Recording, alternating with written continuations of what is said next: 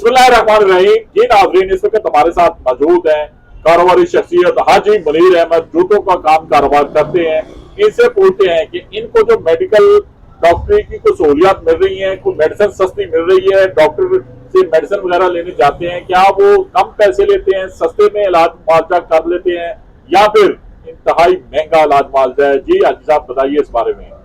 कोई इलाज नहीं सस्ता जी, कोई दवाई नहीं सस्ती। शरबत चले जो शरबत 100 रुपये वाला 800 रुपये का देंगे, गोली 10 रुपये वाली 100 रुपये की हो गई है। लान जाइए आबादी बच्चे बीमार होंगे, डॉक्टर की फीस 500 रुपया, अगले को चले गए जी 1000 रुपया।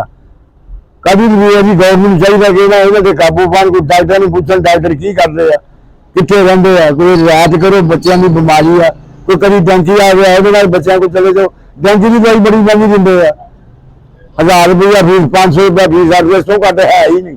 कारोबार तो है कोई नहीं, घर जाओ तो बच्चे बीमार होंगे, डॉक्टर को चलो कहता जी 100 रुपये की गोली, कोई 100 का, कोई 200 का, कोई कारोबार नहीं, कोई इन्हें चेक नहीं करता, कोई पूछता नहीं।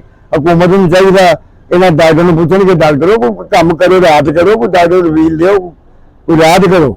हेल्थ कार्ड आई साहब चल रहे हैं? हेल्थ कार्ड कितने चलता कितने नहीं चलता। आई साहब सरकारी हॉस्पिटलों में ये बताएं कि वहां पर आपको इलाज मुआवजा होता है, दवाइयां मिलती हैं? कुछ नहीं जी, कभी कहते है नहीं, कभी कहते है भी, कभी कहते है ही नहीं। डॉक्टर थोड़ी गर्मी खाओ तो उतो ले आ जाते चुप गा रहे तो कहते जी लेके रहने चाहिए, उतो ले लो, बाजार जाइए तो बहुत महंगी है। कुछ नहीं जगह डॉक्टर बैठे नहीं होंगे सरकारी हॉस्पिटल, पता नहीं कितने गए होंगे, की कर रहे की नहीं कर रहे। जी बिल्कुल नाज़रीन, सरकारी हॉस्पिटलों में एक तो रश बहुत ज्यादा है, दूसरा डॉक्टर ड्यूटी पर नहीं होते, तीसरा मेडिसिन नहीं मिलती, जबकि आम मार्केट में भी अद्वियात की कीमतें आसमानों तक पहुंच चुकी हैं।